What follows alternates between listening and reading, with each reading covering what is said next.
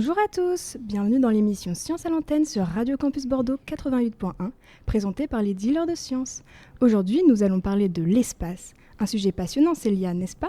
Oui, effectivement. Bonjour Margot. J'ai toujours rêvé d'aller dans l'espace. Un peu comme tout le monde, non ? Exactement. D'ailleurs, je connais personnellement des gens qui y sont allés.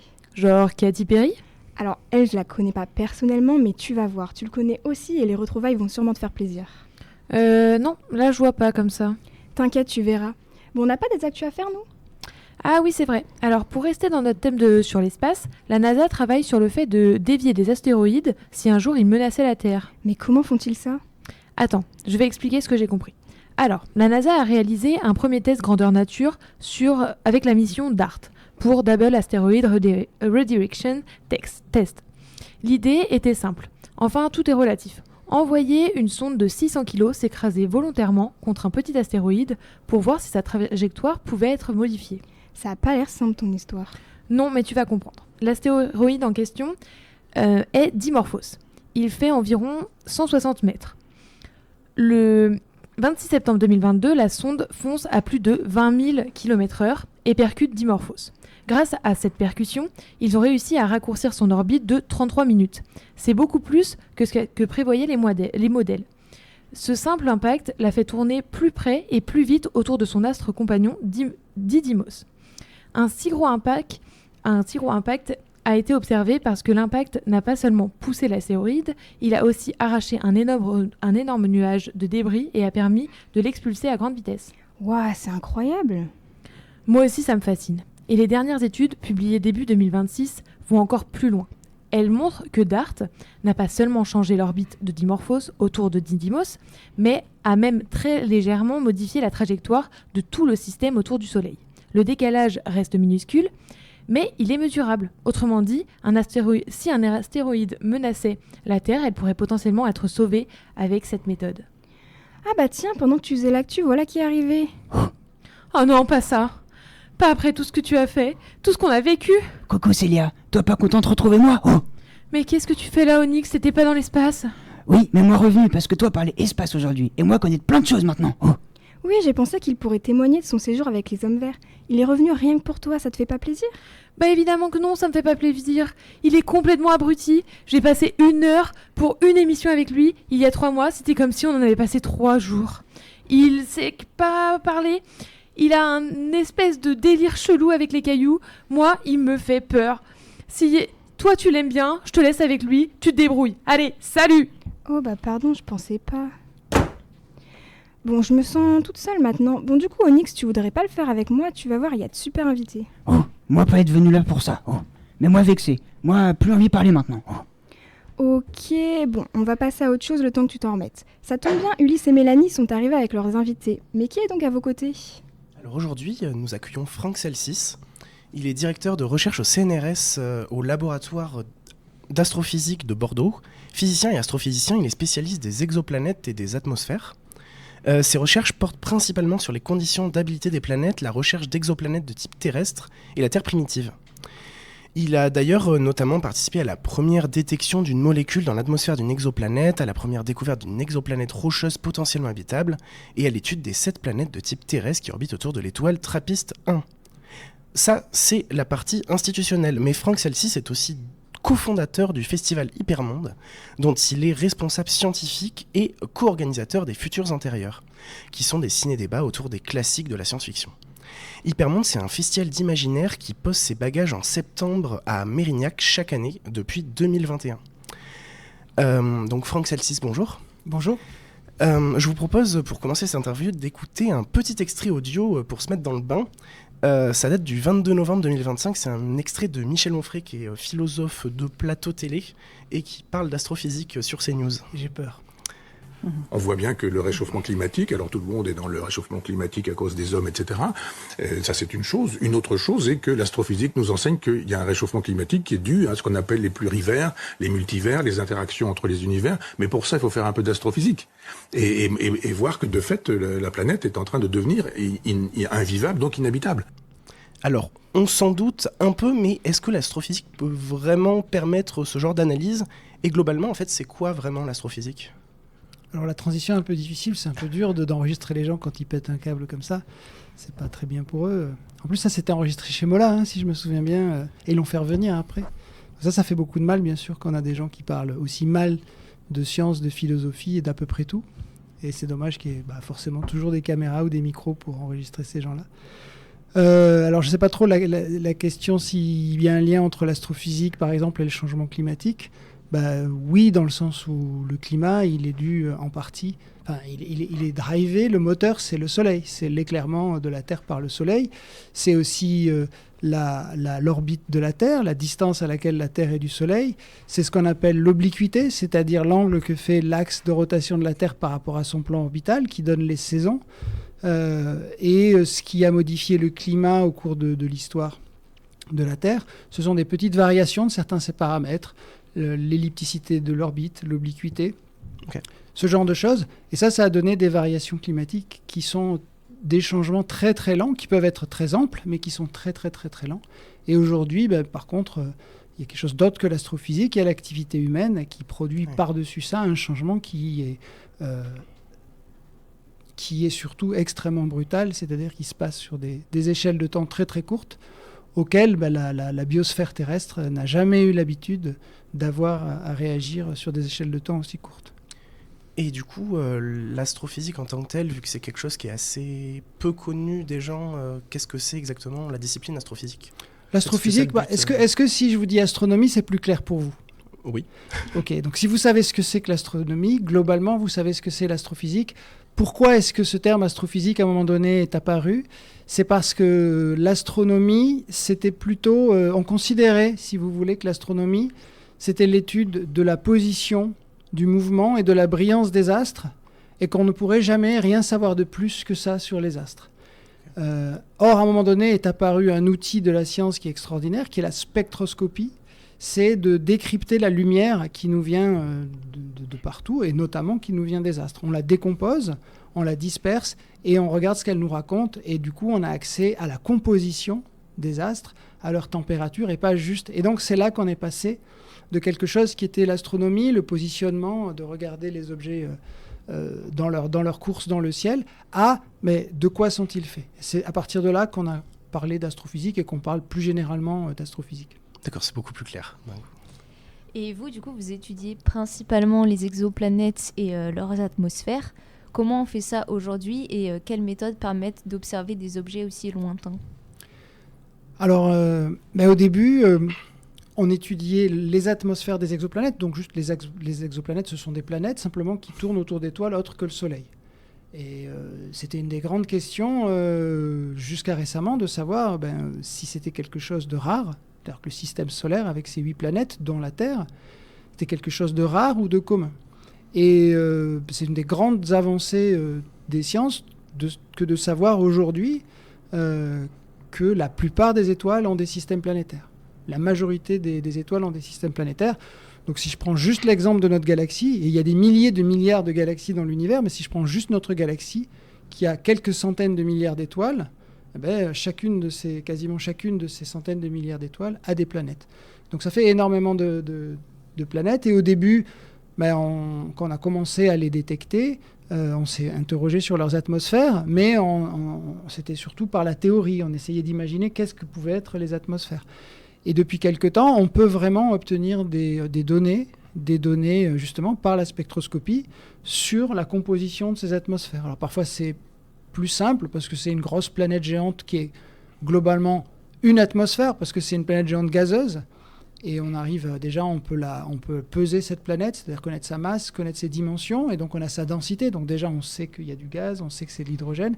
Et puis après, on peut sonder par différentes façons, en étant malin, quand la planète, par exemple, passe devant son étoile, elle cache un peu de la lumière de l'étoile. Et si on regarde à différentes fréquences de la lumière, cette diminution de lumière, cette espèce d'éclipse, elle va être un peu différente parce que les limbes de l'atmosphère, ils vont absorber un peu différemment la lumière. On a d'autres façons comme ça à Malines, c'est quand la planète passe derrière. Donc on a un cas qui nous intéresse beaucoup, une géométrie qui nous intéresse beaucoup, c'est ce qu'on appelle les transits, c'est-à-dire quand on voit une planète, quand on voit l'orbite d'une planète par la tranche.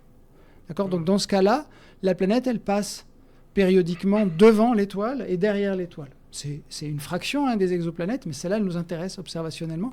Et notamment, donc quand la planète passe devant, mais quand elle passe derrière, il faut se dire, la planète, elle disparaît. Et donc si on regarde la lumière totale du système qu'on reçoit avant, et celle qu'on a pendant qu'elle disparaît, la différence, c'est la lumière de la planète. Donc si on fait un spectre avant-après, la différence des deux, c'est le spectre de la planète. Et là, du coup, on est dans un outil assez classique qu'on connaît pour connaître la composition, la température des planètes. Le défi aujourd'hui, c'est d'aller de la caractérisation des planètes et des atmosphères, disons d'exoplanètes plutôt grosses et chaudes, à des exoplanètes plus terrestres, avec bien sûr là une nouvelle question qui est un grand moteur de toute la réflexion sur ces domaines, c'est de savoir, je vous ai dit au début, on se posait la question, est-ce que c'est commun ou rare d'avoir des planètes ? Maintenant, la question, c'est est-ce que c'est commun ou rare d'avoir des planètes comme la Terre, de taille et de température terrestre, avec une atmosphère tempérée, avec ce type de climat, et finalement avec la capacité d'abriter la vie. Donc là, on entre dans un terrain très peu connu, et où on essaie de commencer à grappiller des informations, déjà pour savoir si les exoplanètes qu'on connaît, qui sont comparables à la Terre par leur orbite, leur masse, leur dimension, si elles ont une atmosphère. On n'est pas encore arrivé à mettre en évidence une atmosphère. On y travaille beaucoup avec le télescope spatial James Webb. C'est un des objectifs, c'est difficile. Ok, et pour retourner du coup sur votre parcours, c'est votre fascination pour la science-fiction qui vous a mené à l'astrophysique et est-ce que peut-être vous pourriez nous parler du coup de votre parcours et de comment est-ce qu'on passe de passionné de la SF à l'astrophysique Alors, je ne sais pas si c'est difficile à dire. Disons que les deux sont intriqués. C'est-à-dire que quand vous êtes enfant, quand vous êtes adolescent, c'est un accès aux astres, c'est un accès à la science. Ça peut être par la vulgarisation scientifique, ça peut être aussi par des récits de fiction. Et les récits de fiction, ils ont une capacité à vous toucher, à vous donner une émotion, à vous donner un vertige, que n'a pas toujours la seule vulgarisation. Donc les deux, j'ai des souvenirs des deux, et c'est sûr que oui, la science-fiction m'a fasciné pour ça. Et comment on passe de l'un à l'autre, je pense que c'est juste des intérêts qui ne sont pas contradictoires et qui se chevauchent, et à un moment donné, les deux se rejoignent un petit peu dans le sens où finalement la science, la recherche scientifique, elle s'assoit sur ce qui est connu, mais elle regarde vers l'inconnu. Quel que soit le domaine, c'est peut-être plus spectaculaire quand on parle d'étoiles, de planètes, d'origine de la vie, de conscience, que dans d'autres domaines, mais c'est ça le principe de la recherche, c'est de regarder ce qu'on ne connaît pas. Et donc cette espèce de vertige de l'inconnu, du mystère, finalement, on oublie souvent de le dire, on insiste toujours sur ce qu'on comprend, sur ce qu'on connaît, mais finalement, s'il y a des chercheurs, c'est parce qu'il y a plein de choses qui sont aujourd'hui du domaine du, entre guillemets, avec beaucoup de guillemets, du surnaturel, c'est-à-dire qu'ils ne sont pas encore intégrés au corpus, au consensus de nos connaissances. Et c'est ça le frisson, qui est peut-être le point commun entre les fictions et le... En tout cas, le point commun, c'est l'imaginaire. L'inconnu, avant de le comprendre, il faut l'imaginer. Mais du coup, quand vous étiez enfant, vous étiez déjà quand même un peu passionné de science-fiction ? Ou c'est quelque chose qui est arrivé Oui, en tout cas, j'ai été très impressionné par certains films. J'avais 5 ans quand Star Wars, on disait à l'époque La Guerre des Étoiles, est sorti. Rencontre du troisième type. Ça, ce sont des choses qui, ne serait-ce que par certaines visions, les visions de planètes, de mondes comme ça, qui étaient sur un grand écran, qui sont très, très marquantes. Et pour Rencontre du troisième type, sur des questionnements sur finalement... oui, qu'on est sur une planète dont le ciel est ouvert vers un infini peuplé ou pas, et de quoi on ne sait pas. Et ça, c'est quand même, si ça titille pas l'imaginaire, et là, c'est quand même, ça me semblerait bizarre. Et vous diriez que c'est un parcours répandu dans votre profession, que beaucoup d'astrophysiciens sont aussi passionnés de science-fiction ? Oui, il y en a beaucoup, oui. D'accord. Il y en a beaucoup, absolument. Et quand on consomme de la science-fiction en ayant justement un background scientifique comme le vôtre, est-ce que c'est l'exactitude scientifique qui différencie par exemple un bon livre de science-fiction d'un mauvais, ou un bon film de science-fiction d'un mauvais ?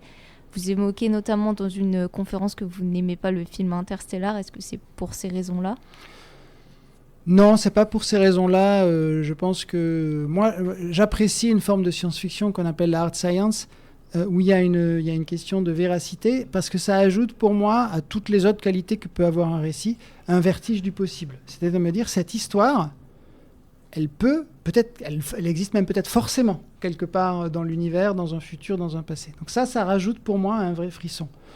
Après, si j'aime pas Interstellar, c'est pour d'autres raisons. C'est aussi parce que c'est un film qui a une histoire et dont on pouvait attendre. Après, je préfère ne pas en parler parce que je trouve qu'on parle mal des choses qu'on n'aime pas et qu'il y a beaucoup de gens qui aiment ce film, donc je préfère les laisser avec un film qu'il aime. Mais c'est un film qui a un rapport particulier avec la science parce qu'il a été originellement écrit par un physicien, Kip Thorne, qui a eu plus tard le prix Nobel pour la détection des ondes gravitationnelles, et qui a écrit une histoire de science-fiction, et qui voulait que cette histoire soit réaliste. Et dans les jeux hollywoodiens, c'était un film que devait produire et réaliser Steven Spielberg pour les studios DreamWorks. Les studios ont été rachetés, ça a changé de main, c'est allé entre les mains des frères Nolan, et eux n'avaient pas du tout le même genre d'objectif par rapport à ce film. Donc, voilà. Mais après... on parle pas très bien de ce qu'on n'aime pas trop, mais il y a plein de... Non, c'est pas... La véracité ou c'est plus la question d'arriver à émerveiller avec les sciences. Les écarts par rapport à... En tout cas, mon œil de spécialiste ne m'empêche pas d'apprécier quelque chose qui serait pas réaliste, ou voire même du domaine du fantastique. J'adore les récits fantastiques, j'ai pas de problème avec ça. D'accord. On peut parler justement d'un livre que vous avez apprécié, si vous voulez, parce que vous avez évoqué dans un podcast Le problème à trois corps, qui est donc une trilogie de hard SF, justement, de l'auteur chinois Liu Cixin. Et est-ce que, selon vous, l'une des raisons de la popularité de la SF, c'est justement son universalité, sa capacité à dépasser les frontières, puisque c'est ici une trilogie chinoise qui est devenue assez populaire dans les pays occidentaux? Ou est-ce qu'on peut remarquer quand même des différences de traitement de certains sujets? Donc par exemple, pour notre sujet du jour, l'espace, on pourrait se dire que les pays qui ont participé à la conquête spatiale vont avoir une approche différente des autres pays qui n'y ont pas participé. C'est dur à dire. Je pense qu'il y a une énorme diversité d'approches de la science-fiction. C'est toujours très dur de la cadrer, de la définir. Elle est subdivisée en énormément de sous-genres dont les amateurs aiment bien discuter. Vous avez mis le problème à trois corps dans la hard science ou hard SF. Pour moi, ça n'en est pas. Ça a plein d'autres qualités, mais justement, en fait, il réinvente la science. Il ne cherche pas à être réaliste. En fait, finalement, l'univers du problème à trois corps ne se passe pas dans le nôtre. D'accord. C'est-à-dire que c'est une réplique du nôtre, mais par exemple, Trisolar, donc pour ceux qui l'ont lu ou ont vu la série, qui est système stellaire à 3 étoiles, d'où viennent les envahisseurs dans le roman, c'est un peu l'équivalent d'Alpha du Centaure, qui est le système à 3 étoiles proche de nous, mais qui en même temps n'est pas du tout celui-là. Et les lois de la physique sont modifiées dans cet univers-là pour lui permettre quelques effets. Donc notamment, il y a une communication instantanée, il y a plein de choses. Donc lui, c'est vraiment, il joue avec la science au service de son histoire, là où la hard SF, elle va plutôt se donner le carcan de la science et l'histoire va devoir trouver son chemin dedans. Donc il y a une différence. Après, oui, culturellement, c'est assez passionnant de voir les récits qui viennent qui sortent un peu de la science-fiction anglo-saxonne, ou même il y a une science-fiction assez riche aussi en France. C'est intéressant, il y a une science-fiction émergente, en tout cas pour nous qui y avons maintenant accès, qui peut venir d'Asie, qui peut venir d'Afrique. On parle d'afrofuturisme, il y a des choses très intéressantes. Alors, oui, forcément, les pays qui ont participé à la conquête spatiale ont un regard différent. C'était particulièrement vrai quand on était au cœur de la conquête spatiale. Tout l'âge d'or, au début de la conquête spatiale, tout l'âge d'or de la science-fiction américaine était bien sûr stimulé par ce qui était en train de se passer. Du coup, la SF, forcément, s'inspire de la science. Mais est-ce que, du coup, la science s'inspire aussi de la SF? On peut notamment citer l'Agence spatiale européenne qui a utilisé un peu la science-fiction pour des rapports et des enquêtes. Est-ce que vous pouvez nous en parler, peut-être? Oui, alors, il y a plusieurs... Enfin, je pense que, bien sûr, c'est beaucoup plus facile de comprendre que la science-fiction s'inspire de la science. L'inverse, c'est vrai. Alors, il y a eu effectivement plusieurs rapports qui étaient une espèce de forme de veille. L'idée, c'était de faire lire de la science-fiction, de faire explorer la science-fiction pour voir s'il n'y avait pas des idées utilisables pour les missions spatiales, pour la vie dans l'espace, pour ce genre de choses. Je ne sais pas si ça a donné des choses concrètes, mais après, on peut citer des exemples de choses de la SF qui ont inspiré des technologies. Après, moi, je peux témoigner de mon cas personnel, où j'ai eu des questions d'auteurs de... Il m'arrive d'être contacté par des auteurs de science-fiction, soit après qu'ils aient écrit leur livre pour le faire relire. Parfois, il y a une discussion vraiment en amont, très, très en amont du récit, avec vraiment une interaction et certaines questions qui m'ont été posées finalement ont donné lieu à un travail scientifique. Par exemple, avec un collègue, Sean Raymond, on avait été interrogé sur la question de est-ce que la Terre peut être éjectée de son orbite et qu'est-ce qu'elle pourrait devenir? Est-ce qu'elle pourrait être capturée par une autre étoile? Ce problème, on l'a traité et mon collègue donc Sean, il a numériquement balancé plein d'étoiles vers le système solaire, qui sont des passages proches d'une étoile près du système solaire, qui sont rares, mais sur l'histoire de la galaxie, ça se produit. Et on a regardé tout ce que ça pouvait donner, et on a été surpris, on a vu un certain nombre de choses assez marrantes. Donc ça peut nous amener à faire ça. Voilà. Et moi, j'aime bien ça, et voilà, j'ai participé, on peut le citer, j'ai participé à la création d'un monde pour un roman de science-fiction qui s'appelle Kyklos, qui était lié à la base, c'était une idée que j'avais eue. Je travaillais sur l'effet des grandes obliquités pour des planètes, c'est-à-dire les planètes dont l'axe de rotation est très incliné par rapport au plan de leur orbite. Et quand cet axe il est incliné de plus de 50 degrés, les endroits en moyenne les plus chauds sur la planète, c'est les pôles, et l'endroit le plus froid, c'est l'équateur. Et donc, sur une planète riche en eau comme la Terre, ça fait une ceinture de glace équatoriale. Et quand je travaillais là-dessus, je me disais, mais s'il y avait de la vie sur une planète comme ça, les formes de vie sur les deux pôles pourraient être complètement différentes parce qu'elles sont séparées par une étendue incroyablement vaste, complètement infranchissable, glacée, sèche. Et par contre, il y a des conditions propices aux pôles. Et quand on voit sur Terre comment certaines zones ont été isolées, comme l'Australie, tout ça, la vie a un petit peu divergé. Alors, je me disais, là, ce serait un cas extrême. Mais ça pourrait être une idée intéressante pour un auteur de science-fiction de se dire, et si la vie non seulement émergeait sur un pôle, mais arrivait à une civilisation, comment elle explorerait le reste de sa planète et sur quoi elle tomberait, non pas en voyageant sur d'autres planètes, mais en allant sur l'autre pôle. C'était une réponse un peu longue, mais donc ça, c'était... Donc j'ai parlé de ça à un auteur qui s'en est emparé et qui a écrit un récit, mais dans les questions qu'il m'a posées, par exemple, il a fait une carte de la planète, et j'ai dû regarder si ça changeait pas un petit peu les conditions climatiques d'intégrer ça. Et puis finalement, en faisant ça, donc j'ai numérisé sa carte, je lui ai demandé de la faire en détail, je l'ai numérisée, je l'ai mis dans une simulation numérique du climat, et au final, je lui ai dit, en fait, je vais te donner la météo vraiment de tous les endroits que tu vas utiliser dans ton monde. Donc j'ai donné les chutes de neige, la glace, les températures. On a eu un petit jeu comme ça. Et moi, ça m'a amené vers des questionnements que je n'aurais pas eu sinon. Pour avoir un aspect un peu critique, par exemple dans certains films, certaines œuvres de science-fiction, comme par exemple le blockbuster Avatar, on a les humains qui vont coloniser d'autres planètes pour récupérer leurs ressources. C'est par exemple aussi un projet qui est un peu défendu par Elon Musk. Qu'est-ce que vous en pensez? Est-ce que c'est quelque chose qui est viable? Et est-ce que ça a vraiment un intérêt d'aller étudier l'espace quand il y a autant de problèmes climatiques actuellement Oui, j'ai envie de dire que c'est un problème d'échelle de temps. C'est-à-dire qu'à l'heure actuelle, aller chercher des ressources ailleurs, ça coûte beaucoup plus de ressources que ce qu'on va en ramener. Et c'est sur des échelles de temps relativement longues par rapport à la dégradation de l'environnement terrestre. D'une certaine façon,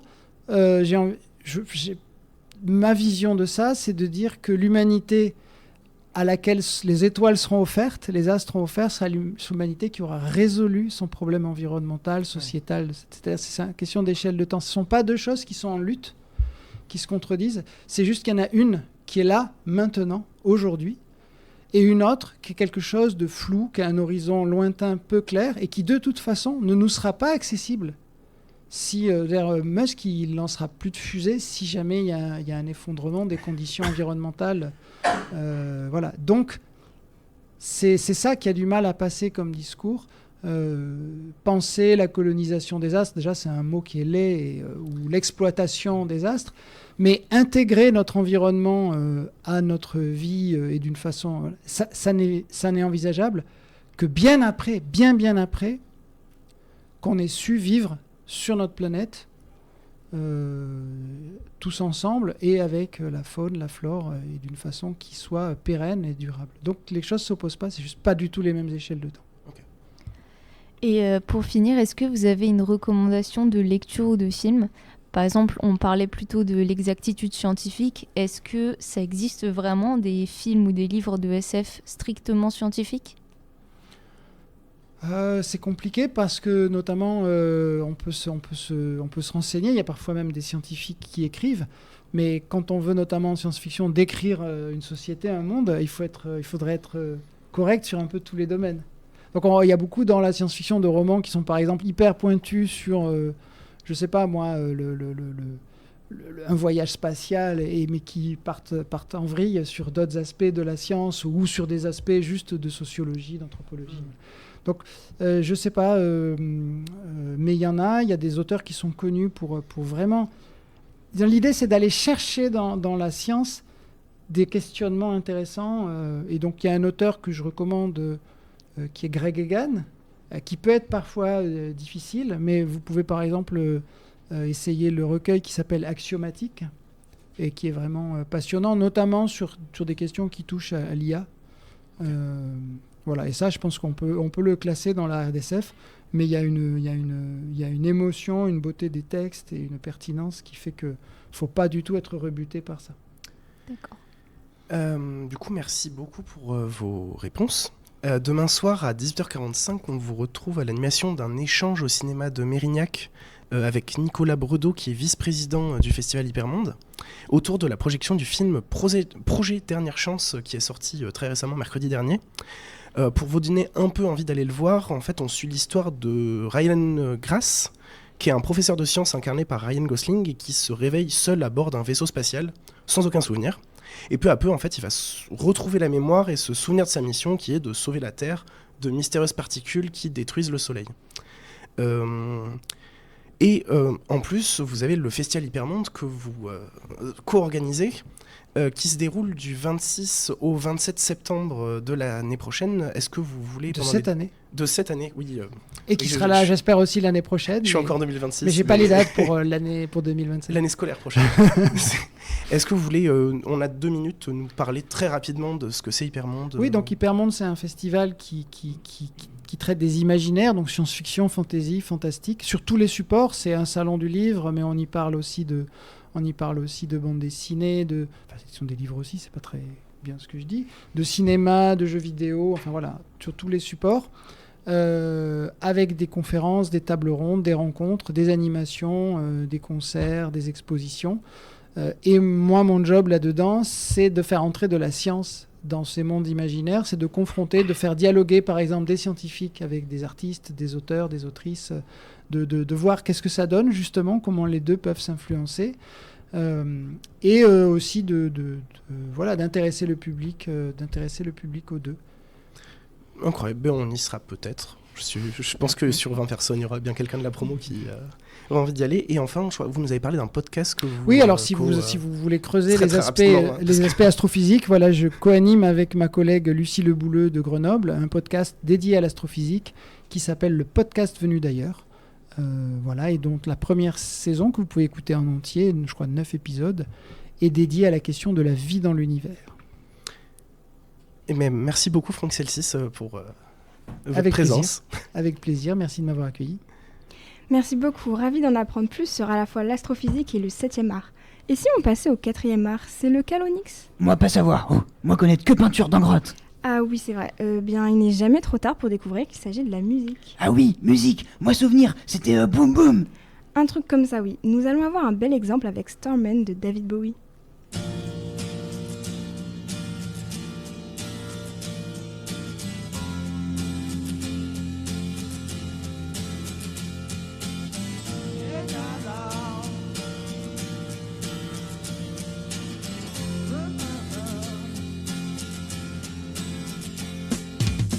Didn't know what time it was, the lights were low. Oh, oh, I leaned back on my radio. Oh, oh, some cat was laying down some rock and roll, that is all he said. Then the loud sound, it seemed to fade. Came back like a slow voice on a wave of bass. That wasn't no DJ, that was hazy cosmic jive.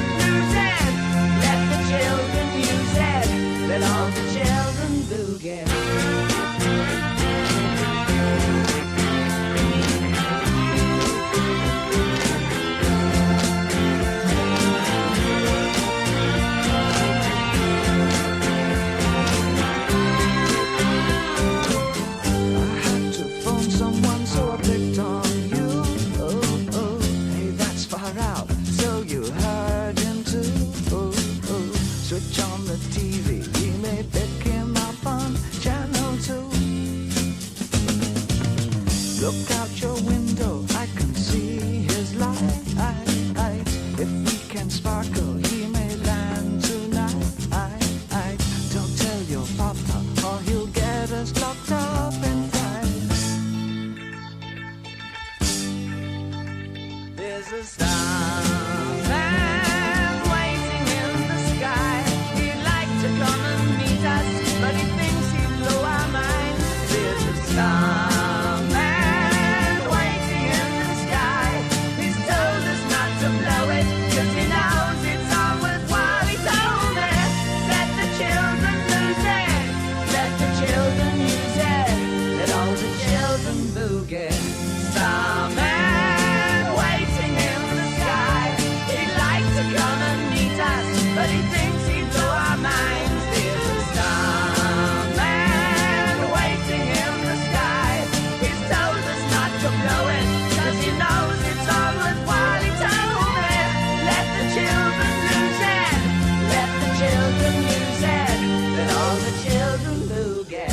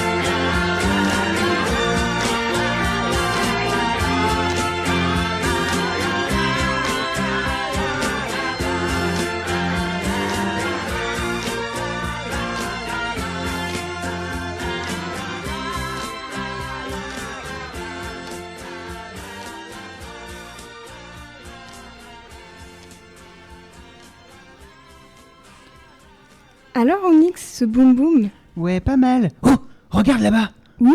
Oh, toi parler comme moi maintenant. Oh, ici maman, R2D2. Oh, elle être bonhomme vert avec qui moi être parti la dernière fois. Je suis pas ta mère. On en a déjà parlé, Onyx. Ah cool, bonjour docteur R2D2, merci d'être venu jusqu'ici pour nous aider. Salut les rats de laboratoire. Toujours aussi moches là avec vos poils sur la tête. Des vraies têtes de cons.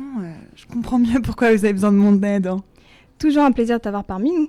Eh bien, on t'a demandé de venir pour essayer d'élucider une question à laquelle nos plus grands scientifiques n'arrivent toujours pas à répondre. Vous avez appelé la bonne personne. Vous savez, moi, il n'y a pas de question auxquelles je ne sais pas répondre. Eh bien, la vie extraterrestre reste un mystère pour nous. On estime à plusieurs centaines de milliards le nombre d'autres planètes qui tournent autour du Soleil.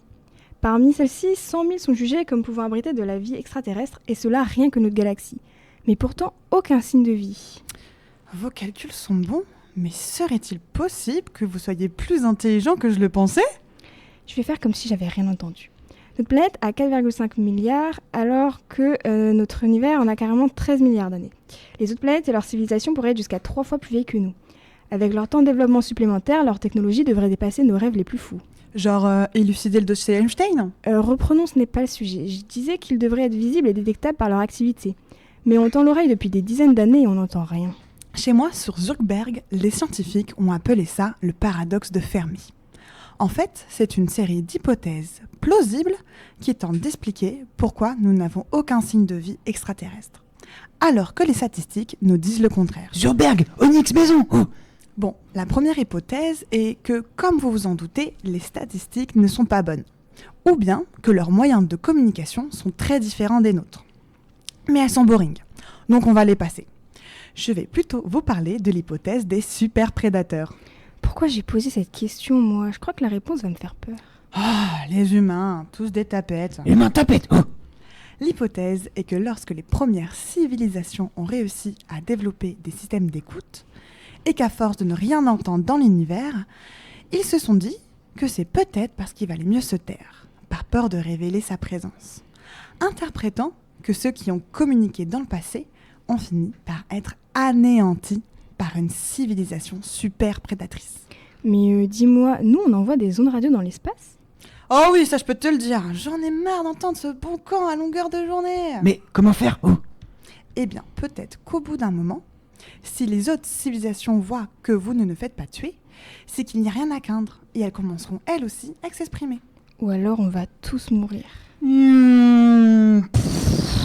humain. Oh. Oh. Eh bien, Margot, si cette hypothèse te fait peur, attends d'entendre celle du grand filtre. Cette hypothèse suppose qu'il existerait des goulots d'étranglement c'est-à-dire des sortes de barrières qui empêcheraient la vie d'évoluer. Par exemple, sur Terre, il a fallu près de 1,8 milliard d'années d'évolution pour passer de simples cellules à de structures à plusieurs cellules qui sont toutes spécialisées dans une fonction bien précise. En gros, je traduis pour vos cervelles de moineaux, je parle des plantes et des animaux. On peut donc penser que l'apparition de vie complexe est un phénomène rare. Ouah, t'as entendu ça, Onyx? On est exceptionnel. Moi super intelligent. Ok, j'ai peut-être parlé trop vite. Oui, je crois bien. Je te rappelle que nous aussi on existe et qu'on est bien plus supérieur à vous. Bref, quoi qu'il en soit, cela voudrait dire que vous avez passé ces barrières évolutives et que là-haut, sur les autres planètes, la vie est restée au stade de vie simple, n'ayant résolu ces obstacles depuis des milliards d'années. Mais si je comprends bien, on n'est pas la seule forme de vie complexe. C'est que les barrières évolutives sont devant nous. Et si on n'entend rien, c'est qu'aucune civilisation n'a réussi à franchir cet obstacle. Vous croyez qu'ils sont morts? Eh bien, peut-être que les civilisations avaient un taux de croissance trop élevé et qu'elles ont fini par épuiser toutes leurs ressources. Regardez votre planète, il ne reste déjà plus que quelques années pour certaines de vos ressources. Mais cela peut être aussi une guerre nucléaire, une technologie incontrôlable ou Trump. Quel que soit l'obstacle, il semblerait que toute civilisation technologiquement avancée soit trop bête pour maîtriser leurs découvertes. Ah, je le savais que le réchauffement climatique et l'intelligence artificielle finiraient par avoir notre peau. En tout cas, tout ce que je peux dire, c'est que nous, sur Zuckerberg, on ne fera pas cette erreur. Bon, allez, ciao les losers, je vous laisse. Quoi? Nous des losers? Mais vous êtes des envahisseurs. C'est humain du futur. Enfin, de maintenant pour vous. C'est eux, envahisseurs. Oh. Ah oui, c'est vrai, la conquête spatiale, c'est une grande histoire. Ah ça oui, c'est une grande histoire. Et pas la plus belle pour être tout à fait honnête. D'ailleurs, la pensée commune chez les humains, c'est que ce sont les petits hommes verts qui vont nous envahir. Mais ils préfèrent en réalité nous enlever pour nous étudier. Regardez donc votre ami un peu rustre. Alors déjà, c'est pas mon ami, et puis vous êtes qui vous encore? Moi c'est Sophie. Et moi je m'appelle Claudie. Nous sommes des astrophiles, des passionnés de l'espace, des planètes et des étoiles. Depuis qu'on est petite, on adore regarder le ciel. Mais de nos jours, ça devient de plus en plus compliqué. Et qu'est-ce que ça me manque? Ciel en haut? Ciel pas compliqué. Le ciel est toujours là, oui, mais il est pollué. Tellement pollué que la nuit, on commence à ne rien voir du tout. C'est comme chercher les constellations à Paris, c'est juste impossible. Et oui, l'espace est devenu une poubelle géante. Selon l'Agence spatiale européenne, c'est près de 130 millions de débris qui orbitent en ce moment même autour de la Terre. Et c'est à cause de ces déchets que vous ne voyez plus rien à travers votre télescope? Oui et non. Ce ne sont pas les débris et satellites en eux-mêmes qui nous bloquent la vue, mais plutôt la pollution lumineuse qu'ils émettent. Car oui, c'est un problème à la fois sur Terre et dans l'espace. Tout est tout le temps allumé partout. L'homme a vraiment le chic d'apporter ses problèmes avec lui, peu importe où il va. Il apporte même des bactéries terrestres à d'autres corps célestes. En envoyant des rovers à gogo sur Mars, il risque de contaminer la planète rouge et ainsi de modifier son habitat. Comme si détruire la Terre n'était pas déjà suffisant. Excusez-moi, je ne veux pas être insensible, mais on s'en fiche un peu de Mars et des débris spatiaux, non? Ce n'est pas comme si des gens habitaient là-bas, ça ne dérange personne. Faux, faux et archi faux. Si vous pensez que la conquête spatiale n'a aucun impact négatif sur nous, vous vous mettez le doigt dans l'œil.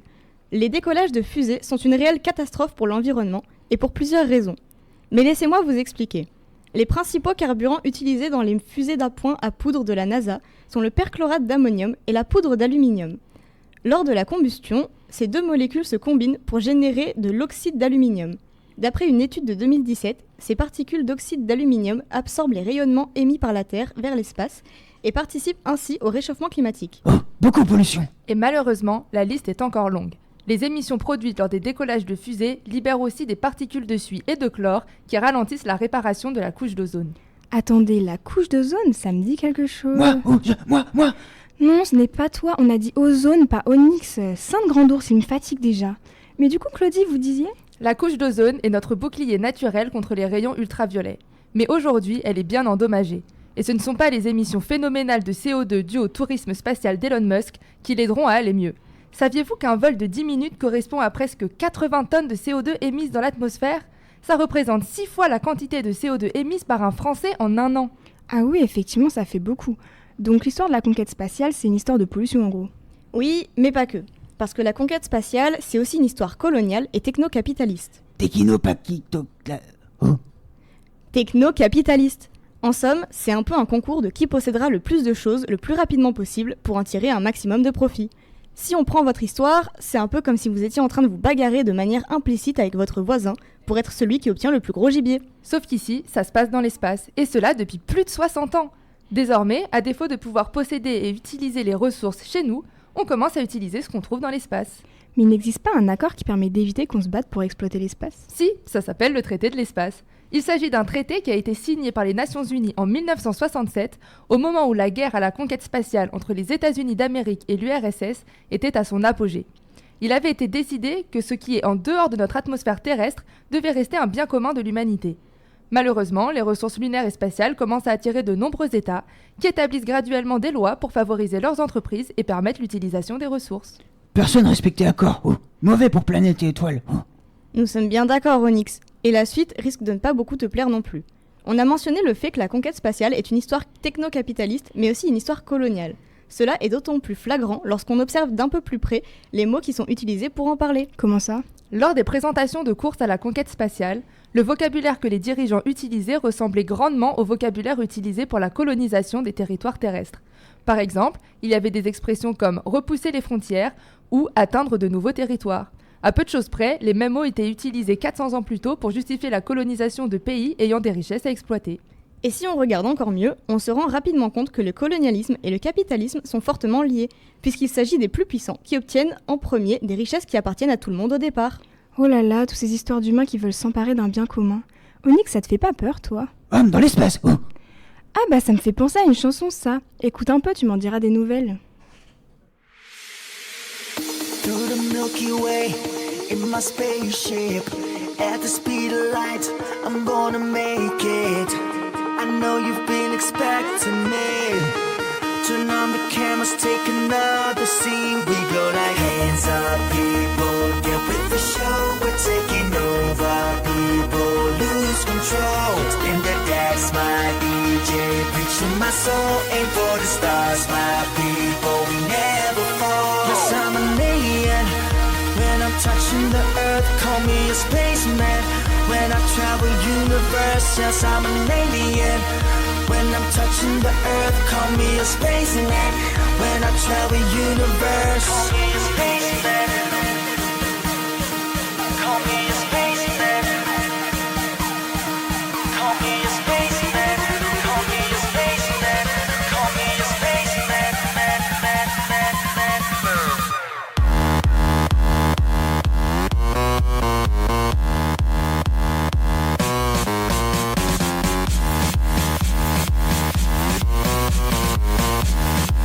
Call me a spaceman.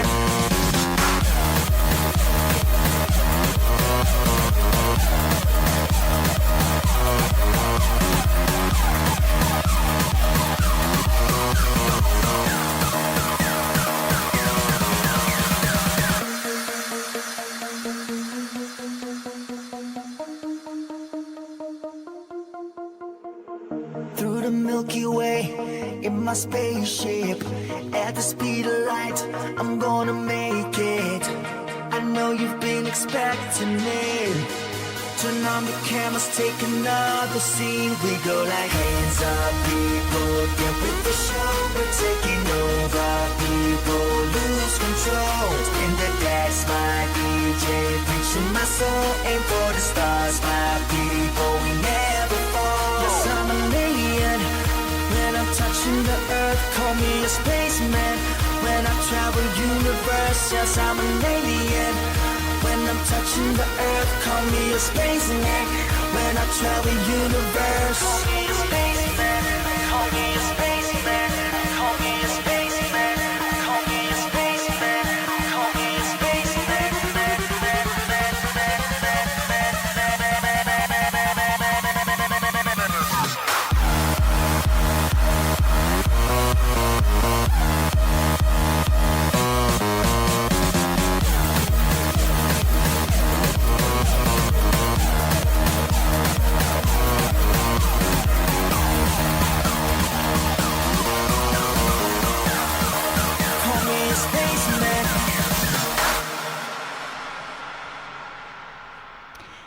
C'était Call Me a Spaceman de Hardwell et Mitch Crown. En parlant de ça, j'en connais un qui arrive et on peut dire qu'il est space presque autant que toi, Onyx. Lui s'appelle Cake. Space Cake. Oula, comment tu connais ça, toi? Bon, on va peut-être revenir avec notre invité spécialiste en martien ou en marxien, je sais plus trop. Quand on rentre dans le cercle très restreint, ça va sans dire, des masterants en médiation et communication des sciences et des techniques, on peut se vanter de la filiation directe qu'on a avec Bernard de Fontenelle. Bernard qui? Oh. Ça vous dit rien? Bah super, pourtant il est au programme du bac cette année. Moi le bac je m'en fous, je l'ai déjà. Oui, d'accord, mais là on est sur l'espace, monsieur. Mais laissez-moi développer, bon sang. Votre horrible censure culturelle m'insupporte. Bernard de Fontenelle est le précurseur de la vulgarisation scientifique. Académicien, comme Bernard-Henri Lévy. Membre de l'Académie des sciences, comme Bernard Arnault. Ça fait beaucoup de Bernard, faut appeler son morveux comme ça pour qu'il réussisse en fait, parce que faut arrêter avec les noms de fruits, ça marchera pas. Bon, en gros, Fontenelle, il écrivait bien pour l'époque. On lui propose de rédiger les éloges funèbres des académiciens. Bon, vous savez, faut pas être trop méchant pour les éloges, ça se fait pas de dire du mal d'un mort. Même si celui-ci était ouvertement néo-nazi. Là, à la limite, on fait une minute de silence. Sauf que Fontenelle, il est pas du genre à être toujours très gentil. Admirez plutôt, en parlant de la mort de Jean-Baptiste Duhamel. Il avait beaucoup d'esprit, mais il en faisait un usage si modéré qu'on eût dit qu'il craignait de le compromettre. C'est stylé, non? En gros, c'est la version d'époque de « bah dis donc, c'est pas le couteau le plus aiguisé du tiroir ». Son chef-d'œuvre, c'est Entretien sur la pluralité des mondes, un classique qui date de 1787 et qui n'a pas pris une ride. Enfin, si on prend les critères de notation de Frédéric Big-Bébé, parce qu'il y avait quand même pas mal de sexisme. En plus d'expliquer pourquoi Descartes c'est le meilleur, parce que oui, c'est ça globalement le bif à l'époque, il se permet un petit peu d'imagination. Entre deux mansplaining de type du 17e, sa grande théorie c'est que la Terre ne soit pas la seule planète habitée. Selon lui, les petits hommes verts, ils existent. Et ça tombe bien parce que ça me permet de me raccrocher à la chronique. Ouais, je fais dans la métachronique maintenant, c'est la dernière, on se fait plaisir. Donc, d'après lui, E.T. il existe, ma copine c'est un écureuil, les marmottes elles mettent le chocolat dans la lue, et Olivier Faure va appeler sous peu à prendre les armes pour faire advenir la dictature du prolétariat. Les hommes verts à la limite c'est possible, mais alors pour le gars du PS, j'y crois pas du tout. Parole de martien. Je comprends, ça a l'air irréaliste. Et si je te disais qu'on pouvait pourtant allier marxisme et martien? Théo, t'as touché au truc qu'on fait pousser parce que c'est pas de l'herbe à chat, hein. Vous avez pas une machine pour remonter dans le temps là avec tous vos gadgets? Mais attendez, dis donc, ça coûte un bras, purée, c'est l'UFR qui finance les UFO, parce que tu m'étonnes qu'on a plus de sous pour nos projets après. Toi pas comprendre que si nous avait ça, moi rentré depuis longtemps? Oh. Toi vouloir quelle époque si nous avoir ça? Ramenez-moi dans les années 70, la meilleure période, ça va sans dire. La génération Woodstock, le disco, les hippies, les pas de def, le LSD. Oui, on peut aussi penser aux sœurs de l'Amérique latine, qui servira de laboratoire aux théories ultralibérales et à bon nombre de coups fourrés orchestrés directement par... Les États-Unis? Ouais, j'avoue, c'était facile. Révolution et contre-révolution embrasent l'ensemble du continent. C'est la période dite de la guerre sale. Bon, après moi, j'ai jamais connu une guerre qui serait propre, hein. Mais quand vous avez une page Wikipédia qui s'intitule « Intervention américaine dans les coups d'État en Amérique latine » et que vous pouvez scroller longtemps sur la page, faut commencer à se poser des questions. Après, rassurez-vous, la France n'a pas à rougir, hein. On a un internaute qui a créé le site internet Wikidati, qui regroupe toutes les affaires qui inquiètent notre maire de Paris. Et ça, c'est la French Touch. Mais c'est terrible, et il n'y avait aucun espoir pour l'Amérique latine dans tout ça. C'est pas possible, personne n'a cherché des solutions. Ah, vous pensez bien que nos camarades marxistes révolutionnaires se sont pas laissés faire comme ça? Un slogan situationniste dit que la dialectique peut casser des briques. Et bah Juan Posadas, lui, il avait une certaine idée de la dialectique. Posadas c'est trop bac quoi? Dans 20 ans peut-être, enfin si l'école a pas été abolie entre-temps. Juan Posadas, c'est un syndicaliste ouvrier argentin du XXe siècle. Il fonde le Parti ouvrier révolutionnaire, le principal parti trotskiste argentin. Bon, comme tout bon trop qui se respecte, il mise tout sur l'internationalisme. Il développe des sections dans plusieurs pays d'Amérique latine, il forme des bureaux un peu partout. Bref, il fait sa partie de Age of Empire classique quand tu choisis la classe Trotsky. Il rompt cependant avec la 4ème au début des années 60, parce que pour lui, la question de la décolonisation, c'est pas le truc le plus important. Lui, il veut une révolution globale, et le climat y est propice. Mais ce qui est le plus rigolo, on va pas se mentir, c'est pas ses écrits théoriques où il analyse le principe de la révolution permanente enrichi par les éléments du nationalisme révolutionnaire péroniste. Posadas, il est surtout connu, malgré lui, pour ses écrits auxiliaires. Ah oui, comme quand Marlène Schiappa écrivait des bouquins érotiques sous pseudonyme. Ouais, on peut dire ça. Sauf que lui, sa came, c'était plutôt les martiens. En 1968, il publie Les soucoupes volantes, le processus de la matière de l'énergie, la science et le socialisme. Et alors là, tout y passe. Les ovnis sont des vaisseaux spatiaux conduits par des extraterrestres qui habitent sur une autre planète et qui sont nécessairement parvenus au stade du communisme. Selon Marx, pas selon Roussel. T'imagines les aliens pépouses autour d'un barbecue merguez Heineken? Mais après, c'est logique. Seule une civilisation communiste parvenue à un haut degré de développement scientifique et d'harmonisation des rapports sociaux serait en mesure de trouver les moyens techniques de traverser l'univers pour venir observer l'espèce humaine sur Terre. D'après lui, il est possible d'extraire directement l'énergie de la matière et de l'exploiter à l'infini. Et si les humains n'y arrivent pas, c'est uniquement parce que les recherches scientifiques sont limitées par les courtes vues de la bourgeoisie. Comment Martien est devenu Coco sans Marx et Engels? Par pure logique. Comme les extraterrestres ont toute l'énergie du monde, ils ont pu réussir à éliminer toutes les préoccupations dues au problème de la faim et de la lutte des classes, et sont donc passés au communisme. En déplaçant un petit peu la focale, c'est surtout l'idéologie du progrès qui est mise en avant. L'idée des extraterrestres est certes drôle, mais Posadas stipule surtout que le développement technoscientifique conduirait nécessairement au plus haut degré d'égalité et d'harmonie entre les êtres vivants. Mort en 1981, il n'est plus là pour voir que malheureusement, l'histoire lui a donné tort. Bon, merci, c'était riche en informations avec un invité un peu... Sinon, dis-moi Onyx, t'as été sur la Lune pendant ton voyage dans l'espace ? Moi, partir sur Pluton, mais pas Lune. Lune trop de trop. Oh. Ah, dommage, j'aimerais trop pouvoir y aller un jour. T'imagines regarder la Terre depuis là-bas, ça doit faire tout drôle. Vous savez les jeunes, cette destination pourrait bien devenir prochainement la nouvelle destination de l'humanité. Oh, moi prêt à repartir sur Caillou. Oh. Mais toi qui ? Nous sommes Mireille et Mathieu, ingénieurs à la NASA. Nous travaillons tous les deux sur le programme Artemis. Artemis ? Oh, ça mange quoi ? Non, Onyx, ça ne se mange pas. Artemis, c'est le grand programme de la NASA pour retourner sur la Lune. Et cette fois-ci, pour y rester un peu plus longtemps. Retour Lune, comme humain avant. Boum boum, drapeau. Exactement. La dernière fois que des humains ont marché sur la Lune, c'était en 1972, donc ça commence à dater. Et Artemis doit relancer tout ça avec un objectif encore plus ambitieux, préparer les futures missions vers Mars. Alors Onyx, t'as intérêt à rester bien concentré, parce que Artemis comprend plusieurs missions. Et ça se complique à chaque étape. Moi prêt. Alors d'abord, la mission Artemis 1 a eu lieu en 2022. C'était un test sans équipage où le vaisseau Orion a fait le tour de la Lune pour vérifier son bon fonctionnement. Pas humain dedans ? Onyx triste. Oui, mais très utile. Tout n'a pas été parfait, il y a eu des petits soucis. Le bouclier thermique de la capsule a été dégradé de manière inattendue.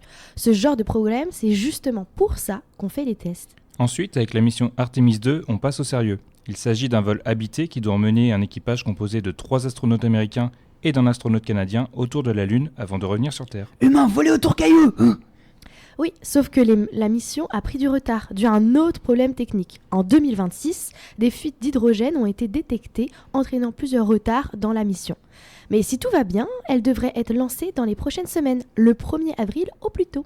Donc même aujourd'hui, aller dans l'espace, ça reste compliqué. Très compliqué, et ces retards ont eu un impact sur la suite. À la base, Artemis 3 devait opérer un grand changement puisqu'elle était censée emmener des hommes sur la Lune. Marcher Lune. Eh bien, plus maintenant. Le 27 février dernier, Jared Isaacman, l'administrateur de la NASA, a annoncé en conférence de presse que la mission Artemis 3 n'irait plus sur la Lune, comme initialement prévu, à cause de retards pris par Artemis 2. Elle est repoussée à 2027, mais elle ne se posera plus sur la Lune. Quoi ? Pas marcher Caillou ? Et non, à cause des retards, la mission est transformée. Elle servira à tester les systèmes en orbite terrestre, notamment avec des atterrisseurs lunaires et commerciaux comme Starship de SpaceX ou Blue Moon de Blue Origin. Mais du coup, pour quand est prévu le retour sur la Lune ? Eh bien, il faudra attendre les missions Artemis 4 et 5. Mais ce ne sera pas avant 2028. L'objectif de ces missions sera de s'installer sur la Lune plus durablement. Mais pourquoi retourne là-bas ? Caillou déjà vu, non ? Pas exactement. Le pôle sud de la Lune n'a jamais été exploré par l'homme. Et on pense qu'il y a de la glace qui pourrait servir à fabriquer du carburant et ainsi permettre d'aller encore plus loin dans l'espace. Vers Mars, par exemple ? Exactement. Imaginez les progrès que nous pourrons faire. Cela serait révolutionnaire. La base servirait de site pour préparer les missions vers Mars. Donc derrière tout ça, il n'y a pas que les sciences. Non, il y a aussi des enjeux politiques. Cette course à la conquête spatiale est en partie due au fait que les États-Unis veulent rester les premiers dans ce domaine, notamment face à la Chine.